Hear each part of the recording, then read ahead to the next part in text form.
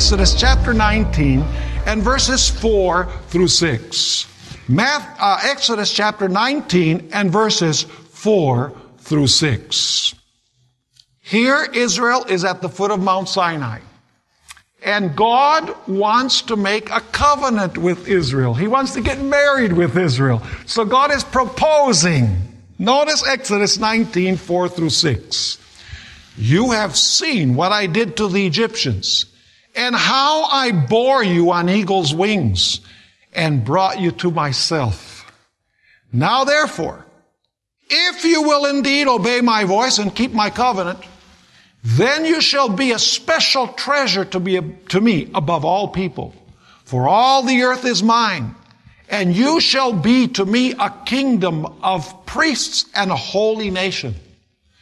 These are the words which you shall speak to the children of Israel. Here God is speaking to Moses, saying, I want you to relay a message to Israel for me. I want you to ask them if they want to make a covenant with me, if they want to get married with me. Because I took them out of Egypt. I loved them. I delivered them. Now I want them to be my special people. I want to spiritually marry these people. So go down and ask them if they're willing to marry me. Notice the response of Israel in Exodus chapter 19, verses 7 and 8. Moses comes down, it says, so Moses came and called for the elders of the people, and laid before them all these words which the Lord commanded him. Then all the people answered together and said, all that the Lord has spoken we will do. So Moses brought back the words of the people to whom? The words of the people to the Lord. And now you have a covenant. You have a marriage relationship between God and Israel. By the way, who is the husband in this relationship?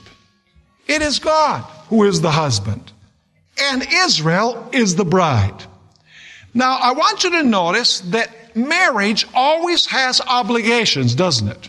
There are certain laws that apply to marriage. One of those laws is faithfulness to the wedding vows. Now, where do we find the wedding vows of Israel? What God expected from his bride or from his wife. Notice Exodus chapter 20 and verses 1 and 2. And God spoke all these words, saying, I am the Lord your God, who brought you out of the land of Egypt, out of the house of bondage. In other words, I delivered you. I love you.